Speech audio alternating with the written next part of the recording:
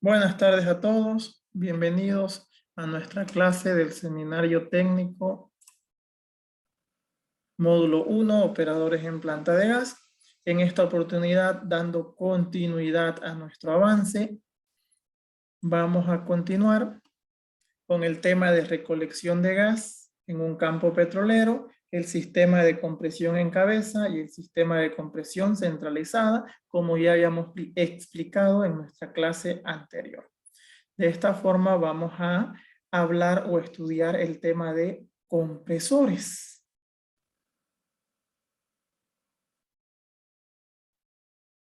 Entonces, un compresor es una máquina térmica de fluidos que está construida para aumentar la presión y desplazar cierto tipo de fluidos llamados compresibles, tal como lo son los gases y vapores. Propiamente, ¿para qué me sirve un compresor en la industria petrolera? Me sirve para incrementar o aumentar la presión de los vapores, en este caso del gas natural. Ingresa con una presión y una temperatura 1 y sale con una presión y una temperatura 2. Al finalizar la clase de la anterior semana, en nuestro anterior encuentro, vimos lo que era la ecuación de estado, la ley combinada de los gases, presión, volumen, temperatura, condiciones 1 y condiciones 2. Yo les estaba explicando que la relación entre la presión y el volumen son inversamente proporcionales, ya que si aumenta la presión, el volumen disminuye. Aumenta la presión y el volumen se hace más pequeño. Por el contrario, la presión y la temperatura tienen una directa proporcionalidad, ya que si la presión aumenta, la temperatura también aumenta. Eso nos dice las leyes de la química para considerar el comportamiento PVT, presión, volumen, temperatura. Ahora, como sistema de compresión, todo un sistema de compresión, vamos a tener al ingreso un depurador o scrubber. Este depurador sencillamente es un separador que se coloca aquí para garantizar que al compresor le llegue 100% vapor, para evitar que lleguen líquidos. En caso de que llegue líquidos, sea agua o sea petróleo al compresor, este va a entrar en modo de fallo y se va a detener, se va a parar. El compresor, propiamente dicho, es alimentado por una energía que viene de un motor. Y este motor puede ser un motor de combustión interna o puede ser un motor eléctrico. Si tenemos un motor de combustión interna, vamos a tener un cooler de agua, que es un radiador, con un circuito de agua que sirve para refrigerar el motor y evitar que éste se sobrecaliente. Si es un motor eléctrico, los motores eléctricos tienen refrigeración con aceite refrigerante. Entonces no llevan cooler de agua. Otra particularidad de los motores de combustión interna sencillamente es que llevan una chimenea por donde botan los gases de emisión producto de la combustión. ¿Cuál es el gas típico que vamos a tener como producto de la combustión? Es el monóxido de carbono. ¿Sí? Al igual que en un auto o en una moto. Luego, a la salida del compresor, vamos a tener un intercambiador de calor del tipo aeroenfriador.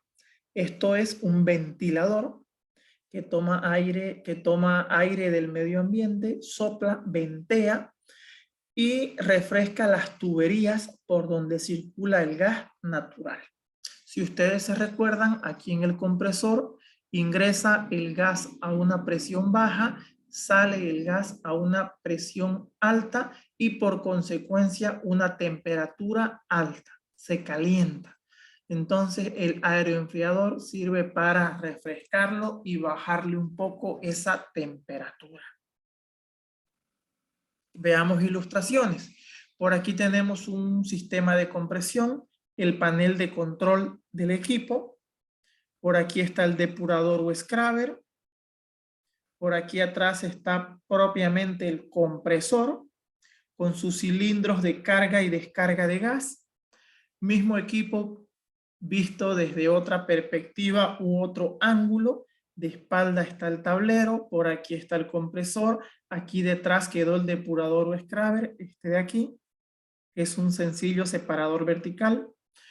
Más atrás está el motor. Este es un motor de combustión interna bastante grande, de los tantos que hay en la industria petrolera en Bolivia, un motor Huauqueya. Y esto que se ve por aquí es solo un pedacito, es el cooler de agua. Por aquí tengo un aeroenfriador, un ventilador, visto una perspectiva, otra perspectiva, y por aquí está visto desde abajo. De aquí para arriba tomé la fotografía, se pueden ver las hélices, las aspas. Entonces toma aire del medio ambiente, el ventilador sopla para arriba y por aquí circula un serpentín de tuberías con el gas. Y la transferencia de calor es sencilla. Existe transferencia de calor por conducción y transferencia de calor por convección. Dicho en cristiano, el aire que estoy soplando o venteando va a refrescar la tubería y la tubería va a refrescar el gas que circula por dentro. ¿Sí? Bien. Por aquí tengo todo el sistema, panel de control, compresor, motor y todo esto es el cooler de agua. Y por aquí arriba su chimenea. Por aquí va a botar los gases de emisión. Por aquí tengo un ventilador. Por aquí circula el agua. Se refresca el agua con el ventilador como en un radiador de camioneta, de vehículo. Y luego el agua va y circula por el motor para refrescar el motor y evitar que se sobrecaliente. ¿Dudas? ¿Consultas? Estimada ingeniera, buenas tardes. Consulta. Aquí en Bolivia, mayormente los compresores que tenemos montados, ¿son eléctricos o funcionan con algún tipo de combustible? Ya, en mi experiencia he observado más motores de combustión interna. Existen motores de combustión interna a diésel, motores de combustión interna a gasolina, motores de combustión interna a gas natural. Y en una planta de gas, ¿cuál creen ustedes que va a ser el combustible de preferencia? Gas. A lo que he visto mayormente en todas las visitas que hemos tenido, la mayoría han sido, incluso lo que se ha montado, han sido que trabajan a gas. Por ejemplo, el de Colpa y Caranda, Margarita, Tapetí, la mayoría de esos trabajan a gas, pues, ¿no? Porque es el combustible que tenemos en abundancia en la planta. Imagínate, si montamos un compresor a combustión interna de diésel, necesito un tanque de almacenamiento de diésel. Necesito comprar el diésel, transportarlo hasta el lugar, hacer los trámites de licencias ambientales porque es una sustancia controlada y demás. Entonces, lo más cómodo es utilizar un motor de combustión interna a gas. Ahora, en otros lugares he observado compresores con motor eléctrico, pero los compresores eléctricos tienen una particularidad. La potencia que desarrollan son bajas o poca potencia. Cuando hablamos de potencia en HP, horsepower. El trabajo que realizan es más liviano. Entonces, se suele utilizar para comprimir gases de reciclo, para comprimir gases de cabeza, que en lugar de perderlo se lo recicla y se lo vuelve a inyectar a la planta, para cositas así. y en lugares donde tenga acceso a la electricidad. Por Sí, más que ejemplo, todo por otros temas también dije que no se puede montar el eléctrico, querían implementarlo en el sector de Ñupuco, pero no se pudo por el tema del costo de mantenimiento del compresor, ya que el compresor eléctrico funciona con aceite pues, enfriador, no es eléctrico, y ese pues te cuesta 10 veces más del costo de un aceite normal, pues, ¿no? ya, Y por ese eso es otro tema descartaron. aparte. Tendrás a Mm, mantenimiento. Yo tuve la claro. oportunidad de trabajar en Ñupuco y en realidad lo que querían hacer en Ñupuco era reutilizar un compresor marca Canox con motor eléctrico que la compañía petrolera tenía en otra planta de gas que estaba en desuso. Entonces querían llevarlo allá para utilizarlo, pues, ¿no? Al final no se pudo porque en realidad lo que se necesitaba era mayor potencia. Y si no me equivoco, montaron un compresor marca Ayac, un compresor reciprocante con de motor a combustión interna.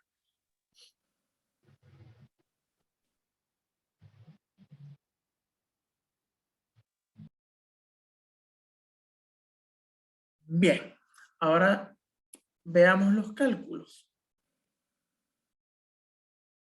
Dentro de lo que es las presiones, no hay mucho drama, ya que yo como operador del equipo puedo definir a qué presión deseo que descargue el compresor con la relación de compresiones que va a tener el compresor.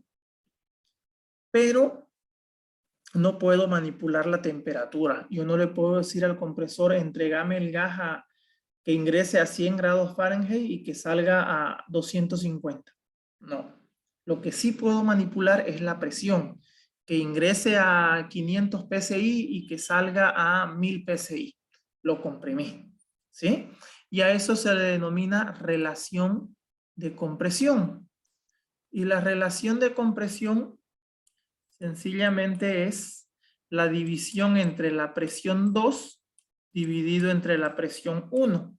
Presión 1 sería la presión de succión y presión 2 la presión de descarga.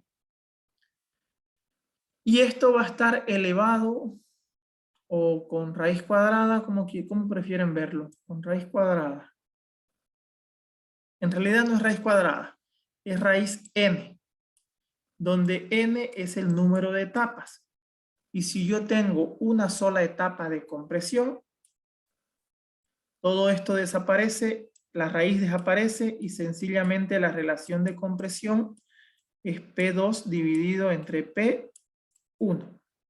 Pero la relación de compresión óptima tiene que estar entre 2 y 4. Hagamos un ejemplo. Si yo tengo una presión de 200 psi y quiero que descargue a 600 psi. Entonces, 600 psi dividido entre 200, la relación de compresión es 3. 3 se encuentra entre 2 y 4. Perfecto. Una sola etapa. Pero si por el contrario yo deseo descargar a 1400 psi,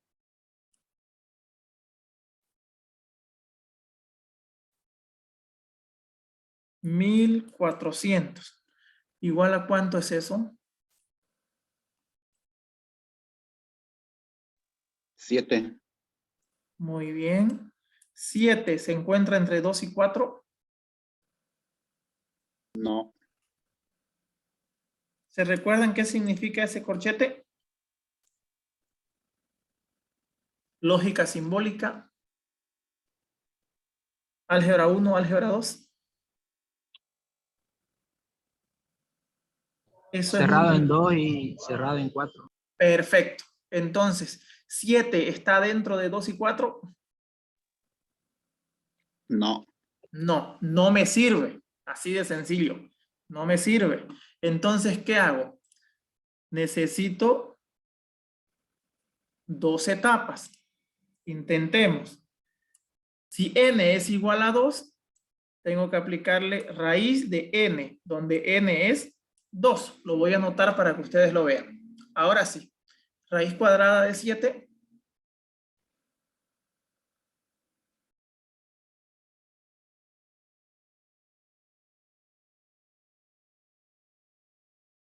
¿Tienen calculadora, jóvenes?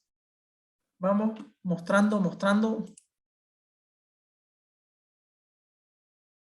¿Cuánto es la raíz de 7? 2.64. Listo, participen, jóvenes. 2.64. 2.64 se encuentra dentro de 2 y 4. Ok. ¿Vieron qué sencillo? Ahora, les voy a dar otro ejemplo. Si yo deseo comprimir hasta 2000 PSI, ¿qué va a suceder?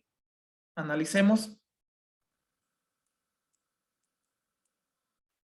2000. Necesito 2000. Elevar la raíz a 3. ¿Cuánto me da con 2 etapas? Raíz de 10.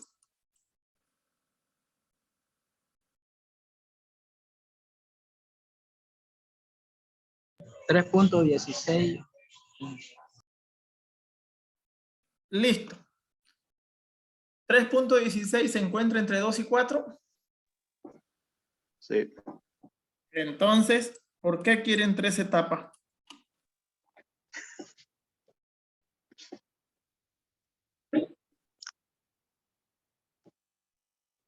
Era el ojo nomás, dije. Entonces, resolvamos nuestro modelo matemático y recién tomamos una decisión. Si aplicamos 3, ¿cómo sería la raíz cúbica de 3? De 10, perdón. ¿Cuánto me da? Igual estaría 2.15.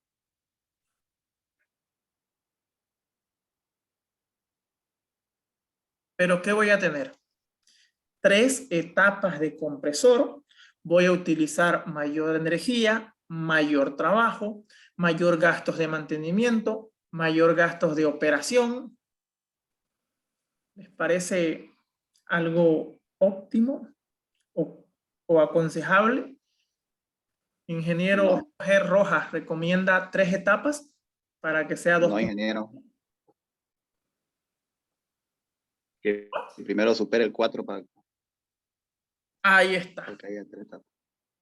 Bien, si ya entendimos esta parte, ahora vámonos a la temperatura. La temperatura se va a ver incrementada.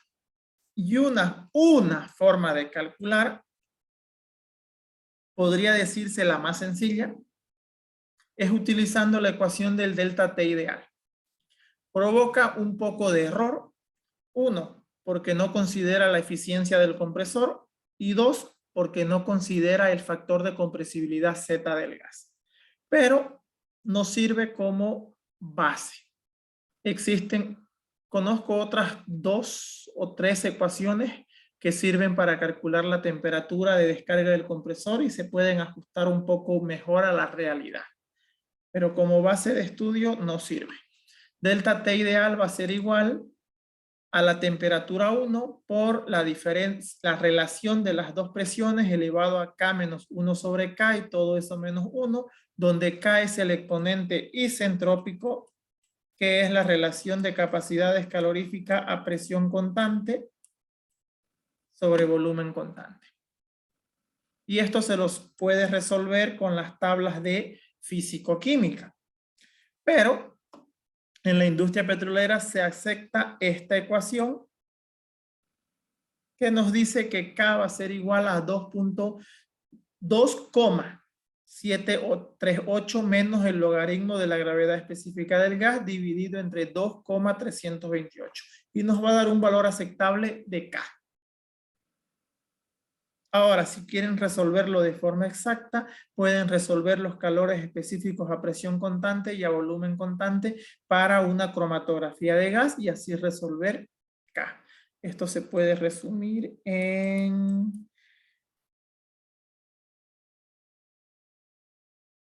CP y CB va a ser R menos CP. Ahí está. Habría que calcular el CP. Esto se da porque la R universal de los gases es igual al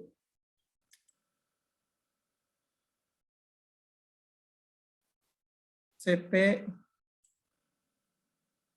más CB. ¿Estoy bien? Despejo CB, lo reemplazo aquí y tengo esta ecuación. ¿Sí? Listo. Ahora veamos los cálculos.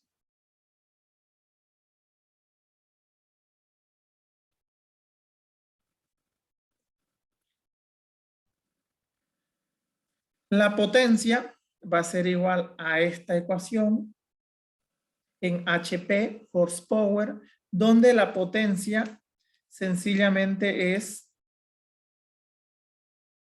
La potencia de un compresor está definida por el trabajo que va a realizar en función a los parámetros de operación y asimismo se determina el precio de operación y mantenimiento del equipo. En esta ecuación tenemos el K, que es el factor isentrópico, ya les acabo de explicar, Q, el caudal, T, la temperatura en Rankine, Z, factor de compresividad del gas, Na es la eficiencia en porcentaje y P, las presiones.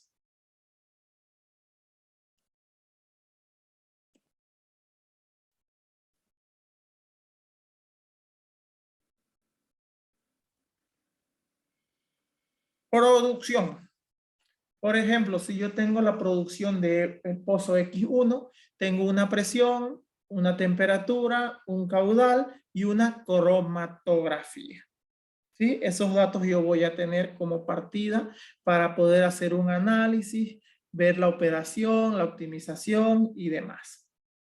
Ahora, si yo tengo la producción de un campo, pozo X1, pozo X2 y pozo X3, cuando los lleve a la captación en el campo, al manifold o colector, este los va a agrupar, va a ecualizar las presiones, va a mezclar el caudal, su composición, y voy a tener una presión, temperatura, caudal y cromatografía resultante de toda la mezcla del campo, de todos los pozos que están ingresando a ese manifold o colector.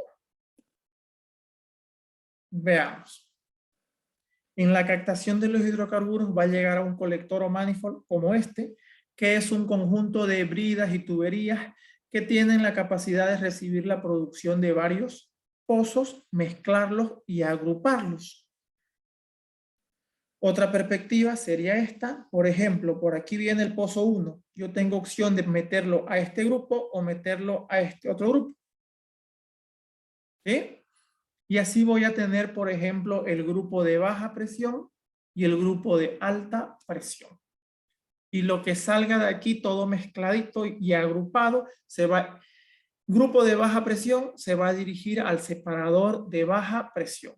Grupo de alta presión se va a dirigir al separador de alta presión. Y así voy configurando mis facilidades de producción. Por ejemplo, si yo tengo la cromatografía del pozo 1, pozo 2, pozo 3, presión, temperatura, caudal, pozo 1, pozo 2, pozo 3. Ahora, el resultado de la mezcla de hidrocarburos va a ser un promedio ponderado de la cromatografía afectado por el caudal de cada pozo. De esa forma puedo obtener la cromatografía resultante de la mezcla de los tres pozos. Los caudales son volumétricos, se suman. Caudal 1 más caudal 2 más caudal 3 va a ser el caudal total de la mezcla.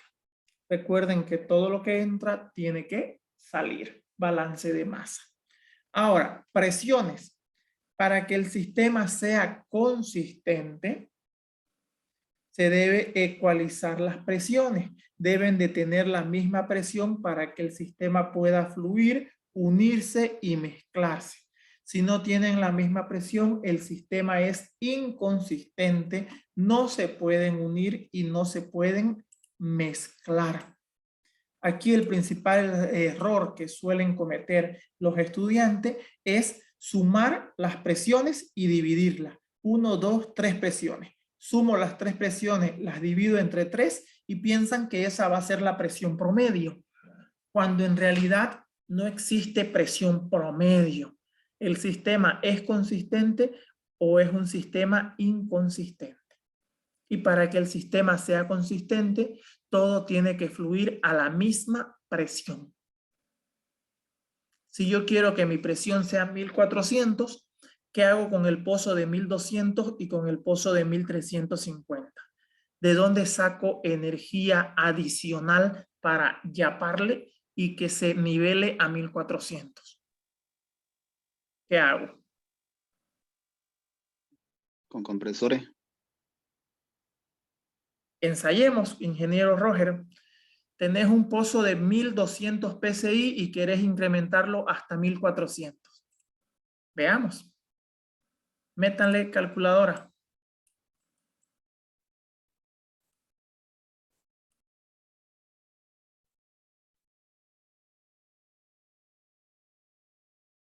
¿Cuánto le dio, ingeniero Roger?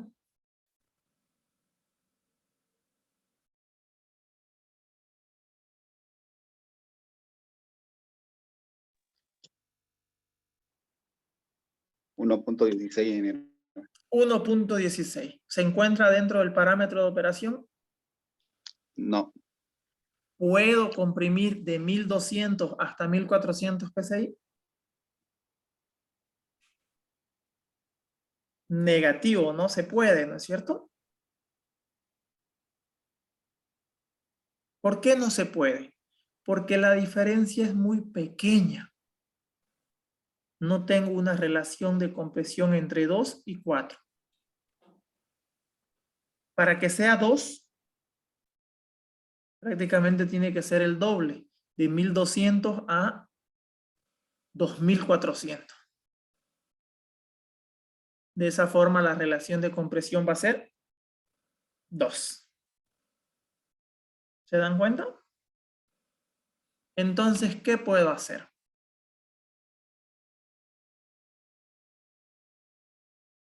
Lo más sencillo, colocar una válvula reguladora de presión y perder presión.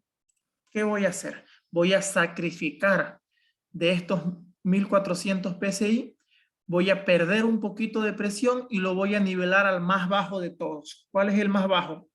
1200. Voy a sacrificar este poquito de presión de aquí para que sea 1200, 1200, 1200. Y con 1200 mi sistema va a ser consistente y ya va a fluir. Mecánica de fluidos. Perfecto. Si se comprendió esa parte, ahora veamos lo siguiente. La cromatografía. Les voy a hacer un ejemplo. Para el nitrógeno, pozo 1, pozo 2, pozo 3. ¿Cómo lo calculo? Fracción molar del nitrógeno, pozo 1, por el caudal del pozo 1. Más fracción molar del nitrógeno, pozo 2, por el caudal del pozo 2. Más fracción molar del nitrógeno, pozo 3, por caudal del pozo 3. Dividido entre la sumatoria de los caudales. Pozo 1, pozo 2 y pozo 3. Esto es a lo que llamamos en estadísticas promedio ponderado. Ya aprobaron estadísticas, ¿no es cierto?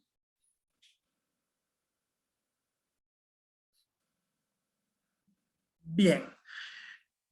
Resuelvo esa sencilla ecuación y me sale 1.496. El porcentaje de nitrógeno para la mezcla de los tres pozos va a ser 1,496%. Repetimos ese cálculo para todos los componentes y por aquí tenemos el resultado de la mezcla. La sumatoria me da 100%.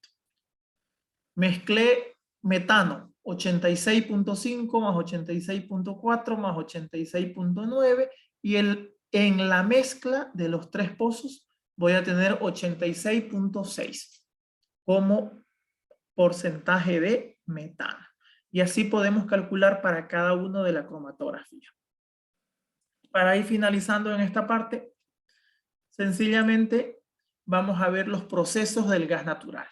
Entonces, tenemos la producción de un pozo, luego pasa a separación, gas, petróleo y agua. El agua se va a tratamiento de aguas y disposición final. El petróleo se va a estabilización para luego ser entregado a la planta refinería de petróleo. Y el gas natural es lo que nosotros vamos a trabajar en el procesamiento del gas natural.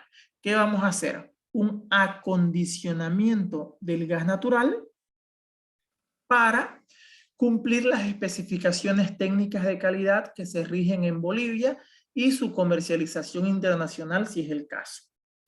¿Qué parámetros? Punto de rocío, poder calorífico, densidad o gravedad específica, contenido de agua, contenido de CO2, contenido de nitrógeno y algunas otras especificaciones como calidad que nos piden. Entonces, si tenemos presencia de dióxido de carbono disulfídrico y mercurio, el gas se considera ácido y voy a necesitar un proceso de endulzamiento para retirar esos componentes ácidos. Si tengo presencia de vapor de agua, lo más típico es tener presencia de agua, sí o sí, en los pozos, en el gas natural. Entonces necesito un proceso de deshidratación del gas. Típicamente se aplica una planta de deshidratación con glicol. Finalmente, ajustar el punto de rocío para evitar la condensación de líquidos durante su transporte. Y esa sería todo el desarrollo de nuestro primer tema como facilidades de producción. Luego vamos a ingresar propiamente a los procesos, a endulzamiento, deshidratación y el ajuste del punto de rocío. Ahora, ¿dudas, consultas? Estoy atento para responder dudas y consultas en unos momentos antes de que finalice la clase. Inge, un libro más o menos aconsejable para poder estudiar esto, uno más o menos. ¿Para estudiar qué? ¿Qué quieres buscar? ¿Qué quieres saber? Lo que estamos avanzando en estos momentos, uno referenciado. Estamos avanzando de todo. Te puedo citar un libro de compresores. O puedes ver el compendio de la GPSA, que son como 14 tomos. Y en un tomo habla de equipos industriales, de compresores. Por eso te pregunto, ¿qué quieres ver? ¿Qué tema quieres buscar? Esto de sacar la fracción molar de la mezcla. Ya, puedes ver el libro de Ingeniería y Aplicación del Gas de Marcías Martínez. Ahí hay cromatografías, Marcías Martínez. Ahí hay cromatografías en porcentaje molar, cromatografías en porcentaje másico, conversiones de cromatografías y cosas así. Ya, Inge, muchas gracias.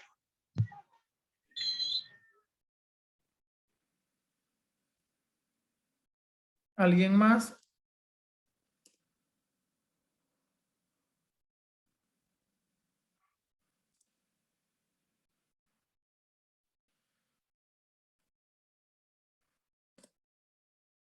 ¿Alguna otra duda o consulta?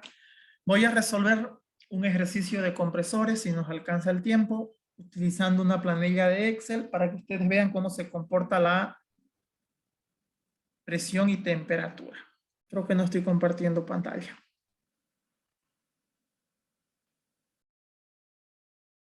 ¿Pueden ver mi pantalla? ¿Me confirman? Maín. ¿Sí? ¿Se ve la pantalla? Sí, se ve. Perfecto. Entonces aquí tenemos la ecuación y la voy a resolver rápidamente en Excel. Vamos a comprimir desde 200 hasta 600 PSI. La relación de compresión es 3. Temperatura 100 grados Fahrenheit en Rankine serían 100 más 460, 560. Listo. Para calcular el valor de K con esta ecuación, voy a asumir un valor de 0,66, gravedad específica del gas. Acá me sale 1.25, ahí lo tengo. Y resolviendo la ecuación del delta T, tengo que el delta T va a ser igual a 139.3 Rankine. Nótese que para resolver esta ecuación se necesitan temperaturas en grados absolutos, escala Rankine.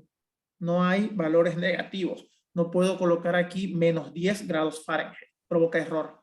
Tiene que ser grados absolutos. Utilicen Rankine. Ahora, si mi delta T es 139, temperatura 2 va a ser igual a la temperatura 1 más el delta T. Temperatura 1, 560 más el delta T, 139. Resultado, 699.3 Rankine. Convertidos a Fahrenheit serían 239 Fahrenheit. Es decir, ingresó a 200 PSI y 100 grados Fahrenheit. Y salió del compresor a 600 PSI y 239 Fahrenheit.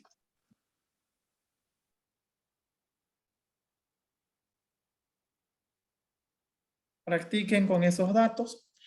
Yo les voy a dar como trabajo práctico el cálculo de la temperatura y los HP. Veamos los HP no lo tengo aquí en esta planilla. La siguiente clase vemos el cálculo del HP al iniciar, ¿de acuerdo? Vamos a calcular temperatura y HP para nuestra tarea. Así que vamos practicando con gravedad específica del gas y factor de compresibilidad Z. Eso ustedes ya saben, pues, ¿no es cierto? Se ve en las diferentes materias. ¿De acuerdo? ¿Dudas? ¿Consultas?